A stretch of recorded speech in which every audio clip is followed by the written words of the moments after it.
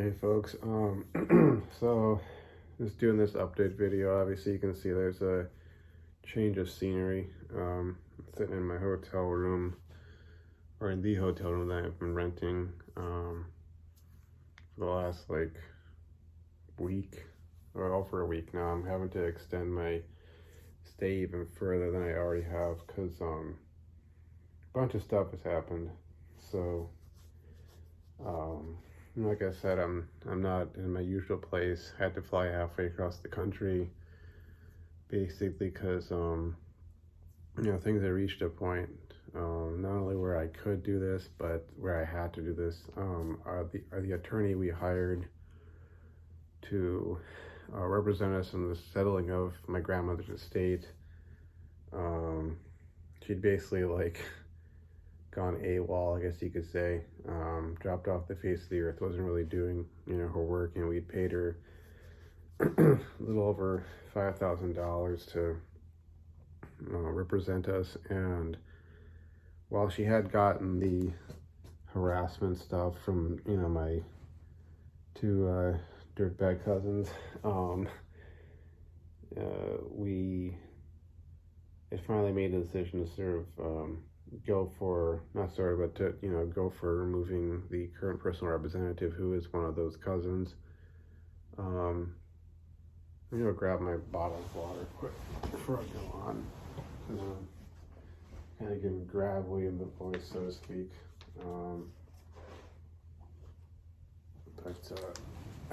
Anyways, it's been a long 6 months pretty much, so I'll have to do a lot of recapping.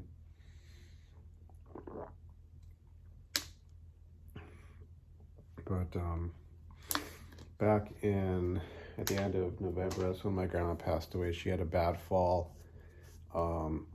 They were notified, and they chose not to notify us for about a week.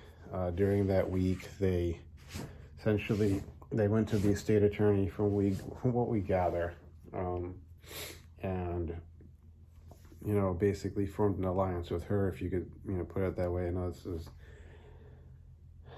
a bit of loaded language, and I'll explain why I'm using that term a bit later, but from what we gathered, they went and did that. They got that attorney on their side.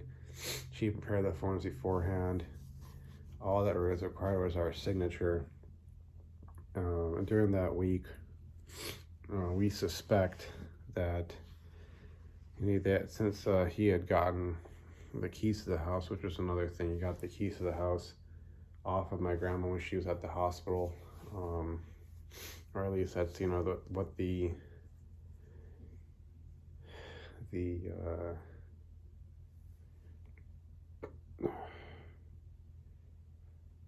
facts that we have point in that direction. He got the keys off of her there, and then he also, as was stated to us, he did get the keys off of one of her neighbors, because she had given a copy of her house keys to this neighbor who was one of her best friends, and had been sort of one of the emergency go-to guys if anything happened to her, or that she needed help around the house or something like that. But during that week, we suspect they went through the house and took a bunch of items. There's this letter from the President of the United States that was sent when my grandpa passed away, that's missing. Other things that we haven't been able to locate in the house. But on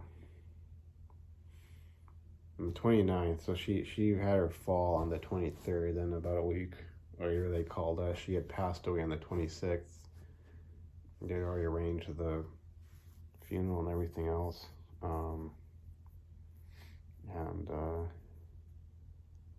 We had to fly out there on the 5th of December. This was last year. This is, about 4 or 5 months after my mom passed away from cancer. And so we had to go out there, and shortly after the funeral, we met up at the attorney's office and essentially got misled and pressured and bullied into appointing him as the personal representative. then, once the paper got processed, which is by the time that got done, we were back in California. The harassment started over the phone. They made all sorts of threats that they were going to basically steal all sorts of stuff from the house, find anything of value and have it appraised, and good luck buying it back from me, kind of a deal. These are pretty much the exact words of his sister. And he tried to go to me on the house to try and, get the money out of me on that. And I had tried to, as did my sister, as did my dad, try and work with the attorney, because we thought she was a neutral arbiter at that point.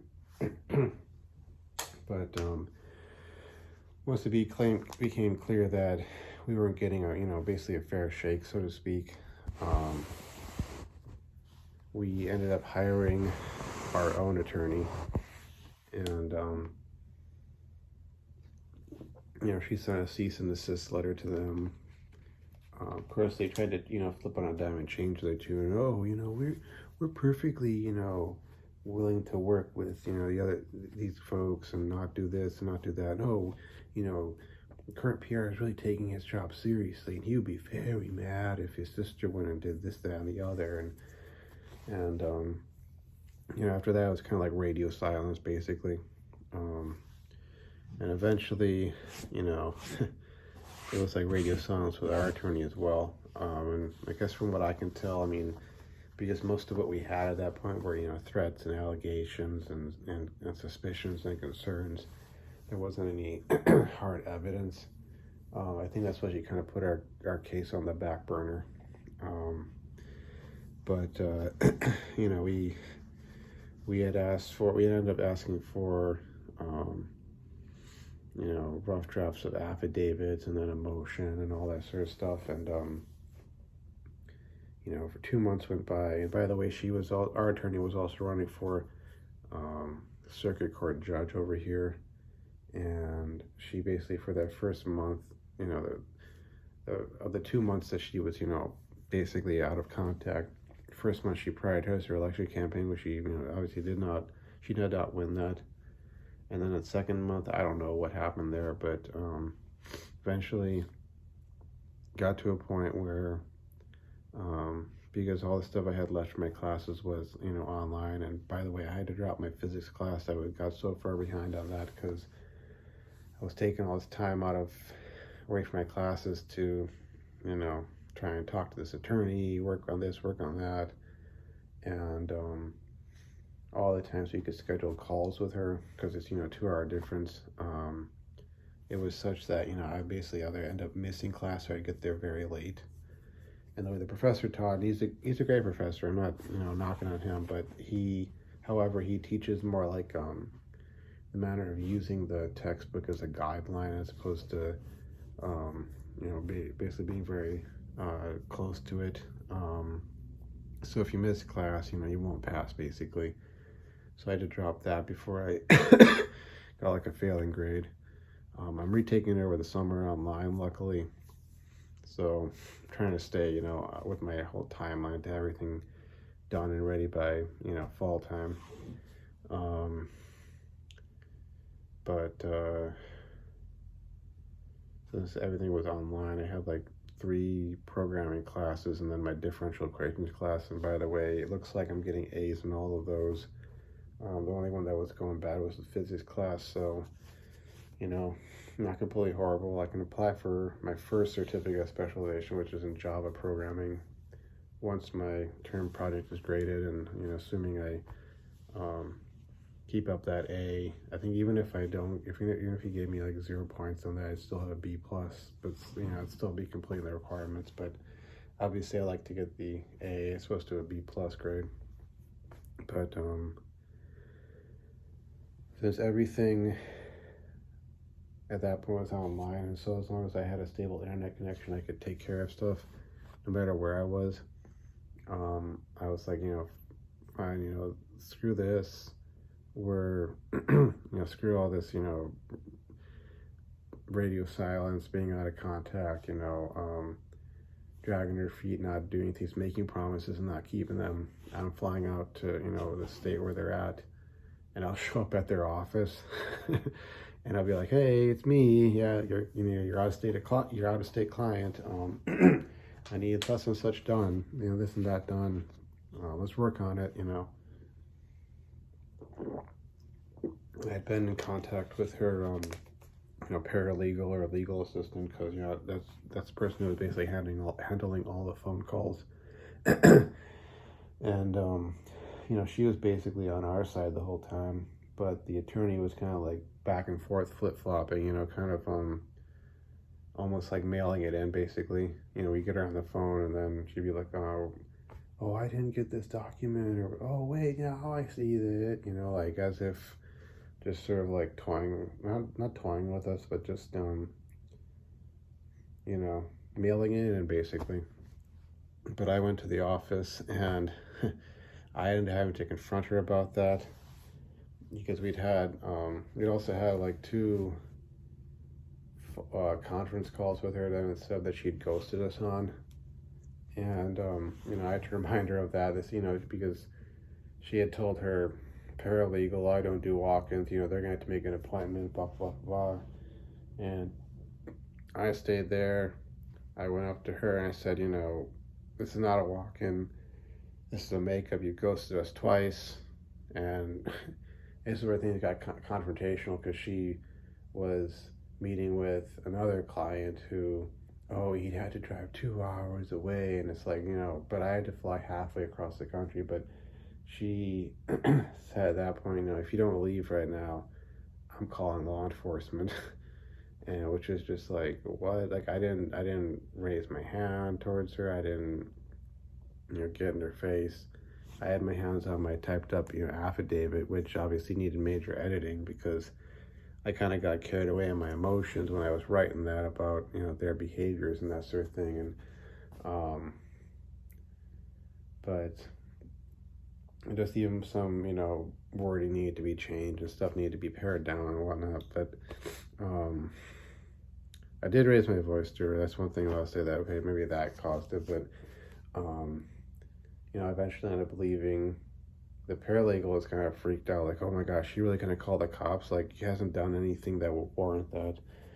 But later that evening, I got a long apology message from her, and she set up my appointment with me and for the next day, and then I was basically there the whole day, and we got, I think, probably 90 to 95% of the work done on the affidavits. There's still gonna be some stuff that I want to take out, or there's even some stuff that I want to put in, which is from like the day 2 days later,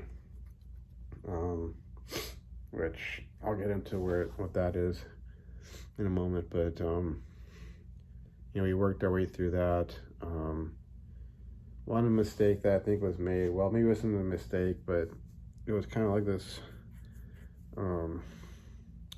It was unfortunate, because on top of all that, she apologized for a lot of stuff, but she didn't, apologize for that. And I didn't bring it up when I actually met her the next day.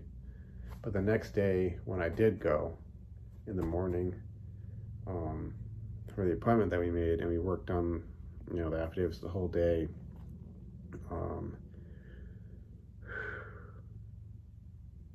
she did have to call up the other attorney, and basically goes, we wanted to go to the house, take a look around, see what things we wanted. It was just all, we're just going to look around and see, what's here, and blah, blah, blah, blah, blah.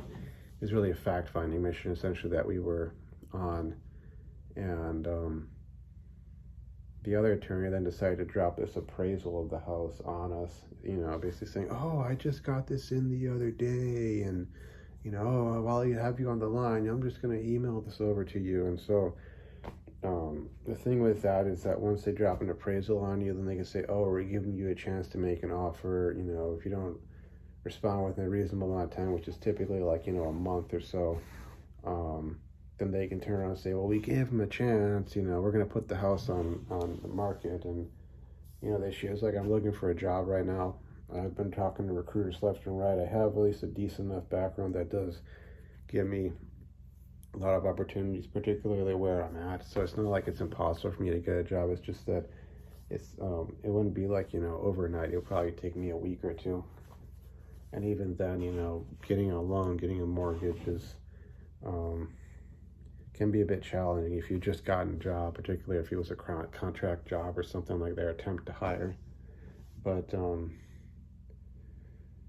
they dropped that on us, and that kind of put me into this meltdown mode after I left from that day, because she wanted to our attorney wanted to pivot and go, well, why didn't he just make an offer and this, that, and the other. And then my dad got into this side conversation with her on my case portal, and I had to tell him to just knock that off, and so did my sister, because it's like we got to control the flow of information and who communicates with who and when and what they say and all this sort of stuff. And just the wording he was using, it was kind of like, okay, Dad, like, you're on our side, we're on the same side, I get that, but like, please stop and don't get this going off in some other direction, because we need to focus on the motion to get the PR removed and fact finding and making sure our language is proper and not inflammatory or accusatory or loaded, and that we have the facts first and foremost. But went through that.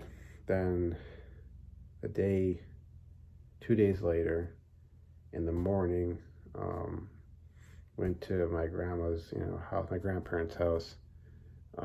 We got there a bit early, and I'd had to sort of pick the time based off of like what worked for my dad and sister, so I could have them on the phone, because there's things that even my dad knew about that were in the house, at least prior to my grandma's passing, mind you, or prior to her fall, that he could point out to me. Same thing with my sister. But luckily we got there a bit earlier than the other attorney and the cousin who's the PR. And so we did a bit of walk around the house. And we found that cousin, who is the current PR, has not had the service door to the garage locked for the last 6 months. It looks like for the last 6 months, that I can tell. And that is a major issue there. That's a major point upon which we can build our case, because up to this point it's been they made threats and there's allegations and suspicions, and the case looked very frivolous, like, oh, it's just you just don't like these people, or they said mean things to you or whatever. And the fact is that leaving the service door to the garage unlocked for 6 months, as it appears to have been left for 6 months, that is a failure to secure the property of the estate. And the personal representative has a duty of care for the estate. You have to gather together and secure, and take possession of, gather together and secure all the property of the estate. And that includes putting a lock on all the buildings. And the house was locked up. He took that, but he left the garage unlocked, and my grandma's car's in there. As far as we know, the catalytic converters in the car, which that's a major target for car vandals and theft. People like to break into those and take the catalytic converter because they're made of platinum or palladium, which are two very, very valuable precious metals. And it's kind of common knowledge. It's particularly, I would think, since he is a police officer, by the way, he would know about car vandalism, people stealing catalytic converters, because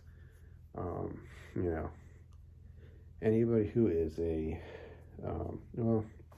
could be a drug addict, could just be homeless or just broke and in need of cash. You get your hands on one of those, you sell that, you get pretty decent payoff.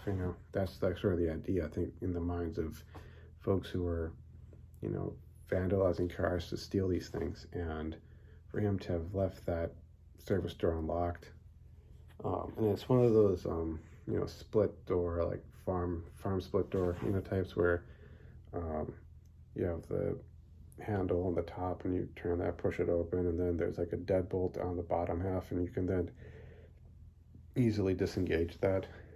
And, you know, you don't have to jump over or climb over. You can literally just walk in at that point. And there's other items like, you know, a lawnmower and some other stuff in there that, you know, at least is worth some money. Even if it was only worth like $50 or whatever. Some of these items, if they're worth like $50 compared to what the catalytic converter is, you know, even then it's still preventable losses that could occur.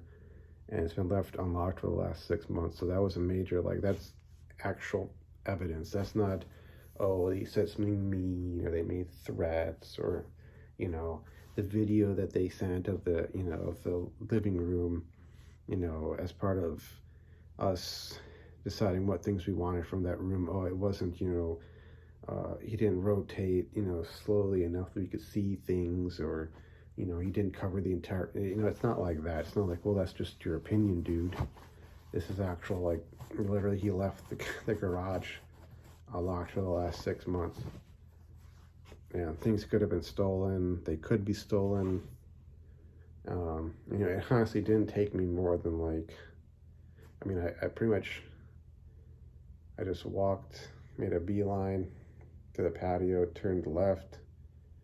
Took me 3 seconds to, you know, not even 3 seconds, maybe 2 seconds to open that and push it open. And I didn't have to, you know, like punch through, you know, to open the door. It was just a slight push, and then that's open.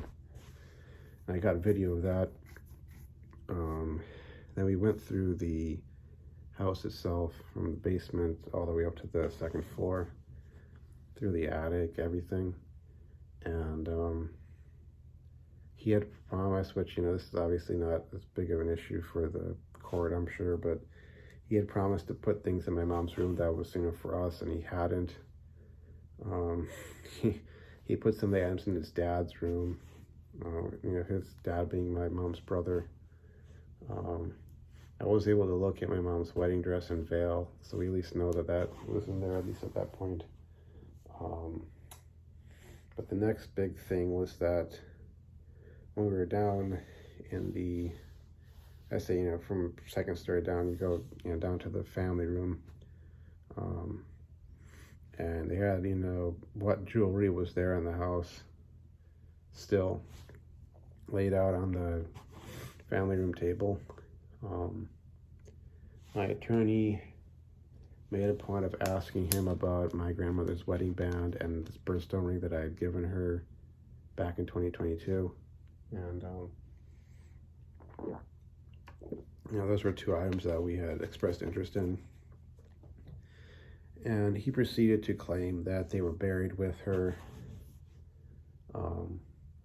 And we have a photo of my grandma in her casket right before they closed the casket. You know, same day as the funeral. Not a single piece of jewelry on her. She had like a watch and then her glasses on her. And that was it. So, you know, and I said, I was standing there. I didn't initiate that, you know, questioning. But when he said that, I was like, well, we didn't see any jewelry on her. And then he claimed that the casket was half closed. We couldn't see the hands. They were, you know, no, the photo has her hands in that, and you can see there's nothing on her. So,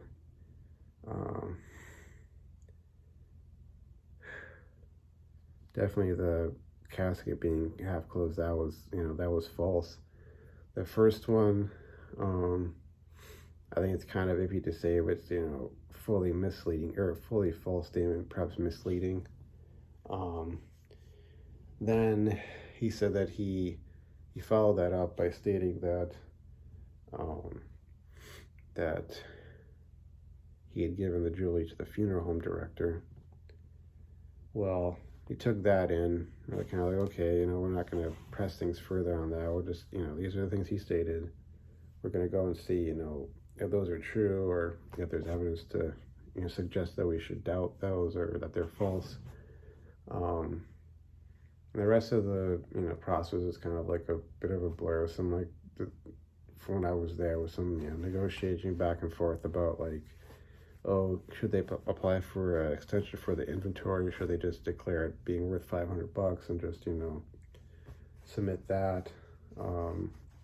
And I questioned him about the letter, and he claimed that, oh, he hadn't moved anything, but I went to the exact spot where it was supposed to be, and the rungs were up there, and nothing was there, and it's bare over there, that's gone. And I know that's something my grandma would never have moved. She put that there, and she had left that standing there for years. Um, but so that was another thing, which I don't know if I can say that's a false statement per se, because I mean I don't have evidence to suggest that. I mean I know from knowing my grandma she would never have moved that, but I can't really say that that's the evidence that he lied about, you know, moving that, even though that's not there, which is that's suspicious, but I can't say that's evidence. But the rest of the time there was kind of, you know, blasé, and I had to really struggle to hold back. My sister had to kind of, you know, intervene sometimes there, not when I was in front of them, but other points in the visit, and just be like, okay, you know, calm down, this is just fact finding, we're not here to call them out on anything or this, that, the other. But after we left the house, and you know, attorney was about to get into her car to leave because she had to fly out, you know, out of state herself, I guess to Wyoming. And you know, I had to, you know, leave to basically go back to the hotel. Before that, you know, I got this, and, you know, because I was on the phone with my sister and dad, and my dad texted me the photo he'd taken of my grandma, and I was like, you know, hey, you know, attorney, you know, so and so, you know, take a look, kind of look at this. You know, I don't like having to drag up a photo of my deceased grandmother, especially like, you know, in her casket. But you know, here this, and her eyes went like, you know, like you know, and then I was like, see, there's no jewelry on her, and she tried to be like, oh, maybe could have been here or there, and I was just like, you know, well, you know, her hand would have been kind of tilted a bit. You know, there would be evidence that there was something, you know, sitting under one of this. And by the way, this is her left hand. The wedding band, you know, would go here by in definition. And I think I also had a photo. Yeah, I had a photo of the birthstone ring on her hand. And I think it was in the same hand as the wedding ring. I think it was actually on her middle finger. I'll have to look at it again. But so then, you know, I was like, hey, that's something that needs to be looked into. And she was like, she agreed. And so she had to leave. And then, you know, shortly after that, I guess my sister and my dad had called the funeral home, and asked the director about that. And he said that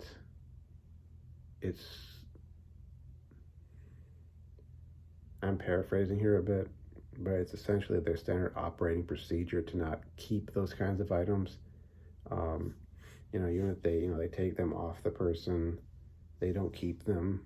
They give them to whoever arranged the funeral. And he named my cousin by, he referred to my cousin by name, saying that he gave those to him. So, you know, obviously we'll have to call up the funeral home again so that my attorney can ask, and then she'll hear, and you know, she'll be convinced of that. But she agreed that's something that needs to be looked into. Problem is that we need to get this stuff done by, you know, end of Friday, because I got to fly back to California. And you know, when our attorney does her job, she does a great job, but that's when she does her job, you know. And this is a case of like, we can't be waiting another 2 weeks, another month. I don't really have the money. I don't know if my sister, she stepped in and paid the next round of the retainer bill, you know, most of it. I mean, I threw some cash at that to pay that down a bit, but she, and my dad did as well, but she paid the majority of it, you know. She like threw $3,000 in on that. So I don't know, you know, if we really got the financials to be jetting back and forth between, you know, going halfway across the country repeatedly just to make sure that our attorney finally does something that she told me herself, you know, once everything is finalized and we're all clear and everything, and she thinks everything's just, you know, done to the utmost, that it would only take her 5 minutes roughly to submit the paperwork and get a court date. and the other side will get notified within a day afterwards, and then everything that they're doing, it's put on hold until the hearing is gone on and the decision's been made. And we really can't be waiting any longer. But obviously, at the same time, we want to make sure everything is on point, because not only do we want to win the case, but we also don't want to have them being able to come back and say, "Oh, you defamed my character. I'm taking you to court for defamation, or getting fined or stuff of that nature." And you want to win the case because you don't want to have to be facing retaliation from the other side, which they very well could do if our side doesn't win, and now they got now they really got an axe to grind. So as I sit here, I'm gonna have to reschedule my flight, extend my rental for both the car and the room through till the end of Friday, and then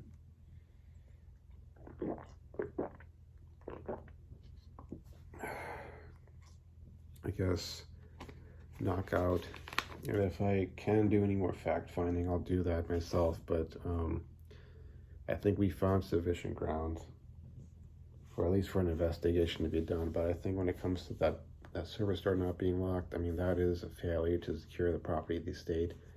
And even though with the way the handle is, you can't just put a lock on it because it's a split door. And the handle is, where the handle on the door is. I mean, even you put a lock on that, you can still push it open and that sort of deal. But even then, you could have gone a chain, could have, tied the door together, locked it up, that sort of thing, put objects in front of it.